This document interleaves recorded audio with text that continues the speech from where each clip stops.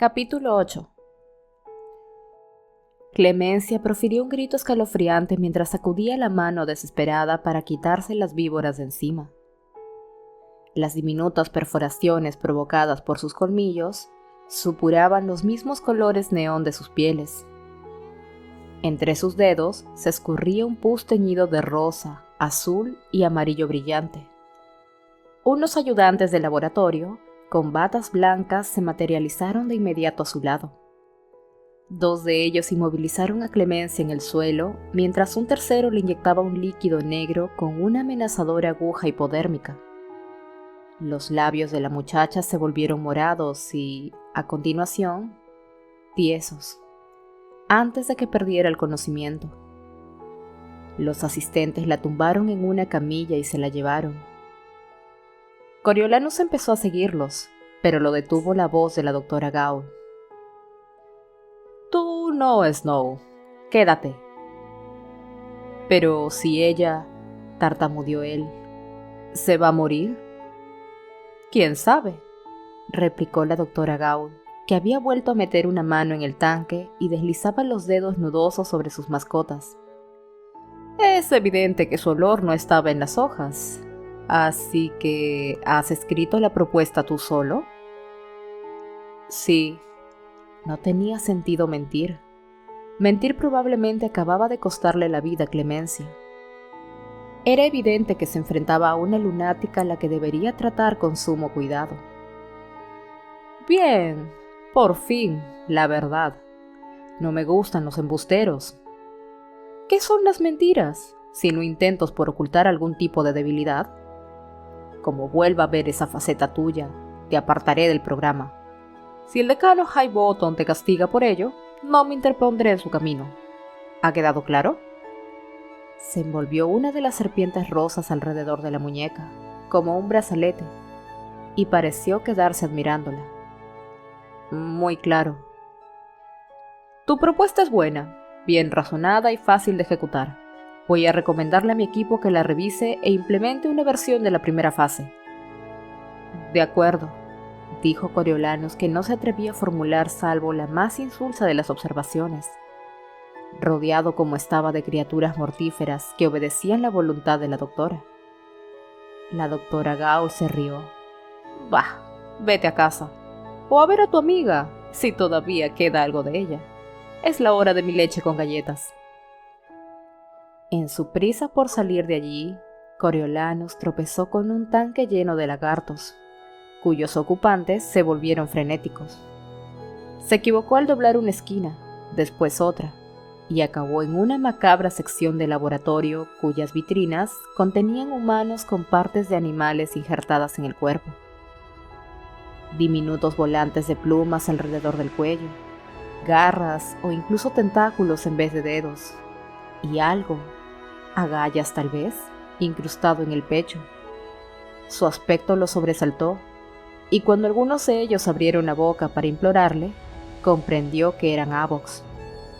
Sus gritos reverberaban y entrevió unas aves de pequeño tamaño posadas por encima de ellos. El término charlajo acudió a su memoria. Un peculiar capítulo en su clase sobre genética. El experimento fallido. El pájaro capaz de reproducir el habla humana, que había sido una herramienta de espionaje hasta que los rebeldes descubrieron sus habilidades y comenzaron a enviarlo de regreso, portando información falsa. En aquel momento, las inservibles criaturas formaban una cámara de eco inundada con los lastimeros aullidos de los Avocs. Transcurridos unos instantes, una mujer con bata de laboratorio y gigantescos bifocales de color rosa lo interceptó. Lo regañó por molestar a las aves y le mostró el camino hasta el ascensor. Mientras esperaba, una cámara de seguridad lo observaba, parpadeante, y se esforzó compulsivamente por alisar la solitaria y arrugada página de la propuesta que había aplastado en la mano. Unos agentes de la paz lo recibieron arriba. Le devolvieron tanto su mochila como la de Clemencia, y lo escoltaron fuera de la ciudadela. Coriolanus consiguió recorrer toda la calle y doblar una esquina antes de que le fallaran las piernas y se cayese en acera. El sol le lastimaba los ojos y parecía incapaz de recuperar el aliento. Estaba agotado tras no haber dormido la noche anterior, pero cargado de adrenalina. ¿Qué acababa de pasar? ¿Habría muerto Clemencia? Ni siquiera había terminado de asimilar el violento final de Aragni, y ahora esto. Era como los Juegos del Hambre, solo que ellos no eran niños de los distritos. Se suponía que el Capitolio debería protegerlos. Pensó en Sejanus, diciéndole a la doctora Gaul que la misión del gobierno consistía en proteger a todo el mundo, incluso a la gente de los distritos. Pero todavía no estaba seguro de cómo conciliar eso con el hecho de que hace poco hubieran sido enemigos. En cualquier caso, el hijo de un Snow sin duda debería tener máxima prioridad. Podría haber muerto si Clemencia hubiese escrito la propuesta en vez de él. Enterró la cabeza en las manos, desconcertado, furioso y, sobre todo, asustado. Lo atemorizaba la doctora Gao, lo atemorizaba el Capitolio, lo atemorizaba todo. Si las personas que en teoría iban a protegerte estaban dispuestas a jugar con tu vida tan a la ligera, entonces, ¿cómo sobrevivir? Confiando en ellas, no, eso es seguro. Y si no podías fiarte de ellas, ¿de quién? Podía suceder cualquier cosa. Coriolanus se crispó al recordar los colmillos de serpiente clavándose en la carne. Pobre Clemi, ¿estaría muerta realmente? Y de ese modo tan espantoso. Si lo estaba, ¿tenía él la culpa por no haberla denunciado por mentirosa? La infracción se le antojaba minúscula, pero ¿le echaría la culpa a la doctora Gaul por haberla encubierto? Si moría, se metería en un montón de problemas. Supuso que, en caso de urgencia, lo habitual sería un traslado al cercano hospital del Capitolio, por lo que empezó a correr en esa dirección. Una vez dentro del fresco vestíbulo, siguió los carteles hasta la sala de urgencias. Oyó los alaridos de Clemencia en cuanto la puerta automática se hubo deslizado para franquearle la entrada. Igual que cuando la mordieron las serpientes. Por lo menos seguía con vida. Le balbució algo a la enfermera del mostrador, que acertó a entender lo suficiente para permitirle ocupar una silla en el preciso instante en que le sobrevenía un mareo. Debía de ofrecer un aspecto espantoso, puesto que la mujer le llevó 2 paquetes de galletas nutricionales y un vaso de limonada con gas que Coriolanus intentó tomarse a sorbitos, pero terminó apurando de un trago, deseando que se lo rellenara. El azúcar le hizo sentir un poco mejor, aunque no tanto como para probar las galletas saladas que se guardó en el bolsillo. Para cuando el médico de guardia hubo salido de la parte trasera, el muchacho ya había vuelto a recuperar casi por completo el color de sí mismo. El doctor lo tranquilizó. No era la primera vez que trataban a una víctima de un accidente de laboratorio, puesto que el antídoto se había administrado enseguida. No había ninguna razón para dudar de que Clemencia fuera a sobrevivir, aunque tal vez sufriese daños neurológicos. Permanecería ingresada hasta comprobar que se había estabilizado. Si volvía dentro de un par de días, quizá estuviera en condiciones de recibir visitas. Coriolanus le dio las gracias al médico, le entregó la mochila de Clemencia y le dio la razón cuando le sugirió que lo mejor que podía hacer era irse a casa. Mientras desandaba el camino hasta la entrada, divisó a los padres de Clemencia corriendo en su dirección y logró ocultarse detrás de una puerta. Ignoraba qué les habrían contado a los Dovecot, pero no le apetecía hablar con ellos, y menos antes de elaborar una coartada. La ausencia de una historia plausible, a ser posible que lo absolviera de toda responsabilidad por su estado, convertía volver a la escuela o incluso a casa en algo imposible. Tigris no llegaría hasta la hora de cenar, como muy pronto, y la abuelatriz se sentía horrorizada por la situación. Curiosamente, descubrió que la única persona con la que quería hablar era Lucy Gray, tan perspicaz como poco sospechosa de que fuese a repetir sus palabras. Sus pies lo transportaron al zoológico antes de haber analizado los obstáculos que podrían estar esperándolo allí. Una pareja de agentes de la paz, impresionantemente armados, montaba guardia en la entrada principal, con varios más patrullando tras ellos. Al principio le indicaron por señas que se marchara. Tenían órdenes de no permitir que ningún visitante entrara en las instalaciones. Sin embargo, Coriolano sacó a relucir su condición de mentor. Momento en el cual algunos de ellos lo reconocieron como el chico que había intentado salvar a Aracne. Su celebridad bastó para convencerlos de llamar solicitando que se hiciera una excepción. Uno de los soldados habló directamente con la doctora Gao, y Coriolanos pudo oír su característica mezcla de carcajada y graznido atronando en el teléfono, pese a encontrarse a varios metros de distancia. Recibió permiso para entrar acompañado de un agente de la paz, aunque solo durante unos instantes. El sendero que conducía a la casa de los monos todavía estaba sembrado de basura. Recuerdo de la multitud que había salido huyendo en estampida de allí. Docenas de ratas correteaban de un lado a otro, royendo los restos, desde trozos de comida putrefacta hasta zapatos perdidos a causa del pánico.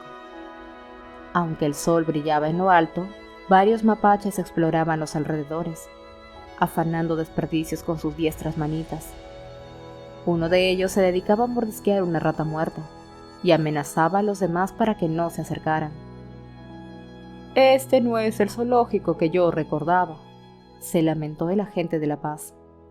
«Aquí solo hay niños enjaulados y alimañas campando a sus anchas». Repartidos a lo largo del camino, Coriolanus vio unos pequeños recipientes llenos de polvo blanco encajados bajo los peñascos o apoyados contra las paredes. Se acordaba del veneno empleado por el Capitolio durante el asedio, un tiempo durante el cual los alimentos escaseaban tanto como abundaban las ratas. Los seres humanos, sobre todo los muertos, se habían convertido en su dieta diaria. Durante la peor parte de aquella época, por supuesto, también las personas se habían comido entre ellas. Era absurdo sentirse superior a las ratas. «¿Eso es pesticida?», le preguntó al soldado. «Sí, un producto nuevo que están probando hoy, pero las ratas son tan listas que ni se acercan a él». Se encogió de hombros. «Es lo que nos han proporcionado para que nos apañemos». Dentro de la jaula, los tributos, maniatados de nuevo, permanecían pegados a la pared del fondo u ocultos tras las formaciones rocosas, como si intentasen llamar la atención lo menos posible. «Procura guardar las distancias», le advirtió el agente de la paz. «No es probable que tu chica represente ninguna amenaza, pero, quién sabe, podría agredirte otro. Quédate atrás, donde no lleguen hasta ti». Coriolanus asintió con la cabeza y se dirigió a la roca de costumbre, pero se quedó de pie detrás de ella. Aunque no se sintiese amenazado por los tributos, eran el menor de sus problemas, tampoco quería darle más excusas al decano Highbottom para que lo castigara. No localizó a Lucy Gray a la primera. Después estableció contacto visual con Jessup, que estaba sentado con la espalda apoyada en la pared del fondo, presionando contra su cuello lo que parecía ser el pañuelo de Snow.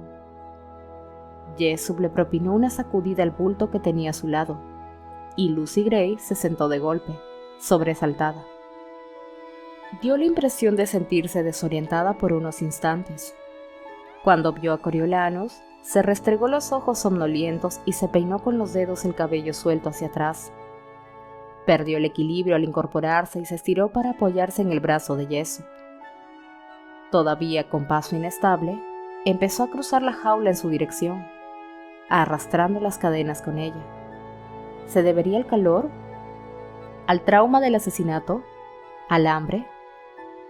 Puesto que el Capitolio no estaba alimentando a los tributos, la muchacha no debía de haber vuelto a probar bocado desde la muerte de Aracne, cuando vomitó la preciada comida de la multitud, y probablemente el pudín de pan y la manzana del desayuno también. De modo que llevaba casi 5 días resistiendo con un sándwich de pastel de carne y una ciruela. Coriolanus tendría que ingeniárselas para proporcionarle algo de sustento, aunque fuese sopa de col. Cuando Lucy Gray hubo cruzado el foso sin agua, el muchacho la frenó levantando una mano. Lo siento, no nos permiten estar más cerca. Ella se detuvo a escasos metros de los barrotes. Me sorprende que te hayan dejado entrar siquiera. Su garganta, su piel, su pelo, todo parecía reseco por el abrasador sol de la tarde. Una fea magulladura en el brazo que no estaba allí la noche anterior. ¿Quién la habría golpeado? ¿Otro tributo o un guardia? No pretendía despertarte, se disculpó. Lucy Gray se encogió de hombros. No te preocupes. Jessup y yo nos turnamos para dormir. A las ratas del Capitolio les gusta la gente. ¿Las ratas están intentando comérselos?, preguntó Coriolanus, repugnado de la idea. Bueno, algo mordió en el cuello a Jessup la primera noche que pasamos aquí. Estaba demasiado oscuro para ver qué era, pero dijo haber notado una cosa peluda. Y anoche algo se me deslizó por la pierna. Apuntó a un contenedor lleno de polvo blanco que había junto a los barrotes. La porquería esa no sirve de nada. A Coriolanus se le apareció la espantosa imagen de la chica sepultada bajo una manada de ratas. Aquello aniquiló los últimos restos de resistencia que le quedaban y lo engulló la desesperación. Por ella, por él mismo, por ambos. Oh, Lucy Gray, cuánto lo siento. Siento muchísimo todo esto. No es culpa tuya. Debes de odiarme. Deberías. Yo me odiaría. No te odio. Los Juegos del Hambre no son idea tuya. Pero participo en ellos. Estoy contribuyendo a que se celebren. Coriolanus agachó la cabeza avergonzado. Deberías ser como Sejanus e intentar abandonar. No, por favor no lo hagas. No me dejes pasar por esto yo sola. La muchacha dio un paso hacia él y estuvo a punto de desmayarse. Cerró las manos en torno a los barrotes y se dejó resbalar hasta el suelo. Desoyendo la advertencia del guardia, Coriolanus saltó impulsivamente por encima de la roca y se acuclilló frente a ella. ¿Estás bien?, la muchacha sintió al otro lado de la reja, aunque no daba la impresión de estar bien en absoluto. Coriolanus quería contarle lo del susto con las serpientes y el coqueteo con la muerte de Clemencia. Pensaba pedirle consejo, pero todo aquello palidecía en comparación con su situación. Se acordó de las galletas que le había dado la enfermera y rebuscó con torpeza los paquetes arrugados en su bolsillo. Te he traído esto. No son muy grandes, pero sí nutritivas. Sonaba como un majadero. ¿Qué le importaba a ella el valor nutricional de esas galletas? Comprendió que se limitaba a repetir como un loro las palabras de sus maestros durante la guerra, cuando uno de los incentivos para ir a la escuela eran los comestibles gratuitos que les proporcionaba el gobierno. Aquellas galletas saladas, arenosas e insulsas, empujadas con agua, eran todo cuanto comían en todo el día algunos de los niños. Recordó sus manitos engarfiadas como garras sobre los envoltorios, así como los subsiguientes crujidos desesperados que emitían al masticar. Lucy Gray abrió de inmediato uno de los envoltorios y se metió en la boca una de las galletas, mordiendo y tragando con dificultad aquel bocado reseco.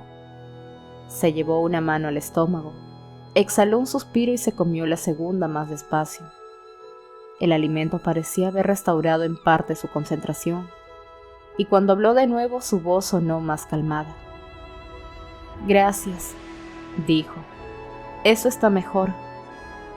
Cómete el resto, la apremió Coriolanus, señalando el segundo paquete con un ademán.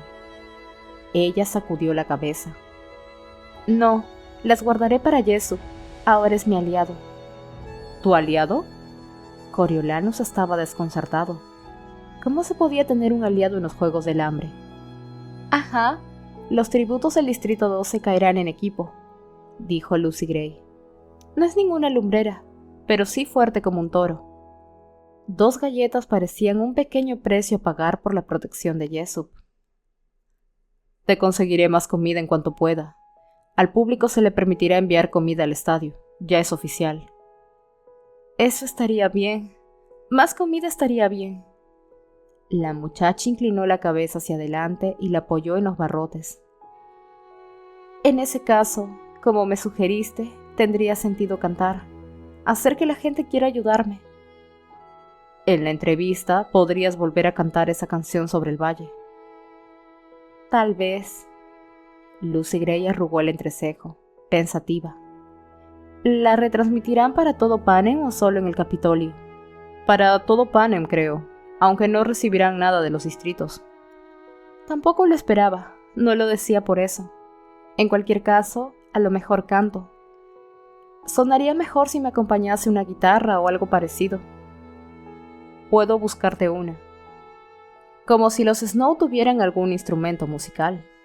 Salvo por el himno diario de la abuelatriz y ya las casi olvidadas canciones de cuna de su madre, la música había brillado por su ausencia en su vida hasta que apareció Lucy Gray. Rara vez escuchaba la emisora del Capitolio, en la cual reproducían principalmente marchas marciales y temas propagandísticos.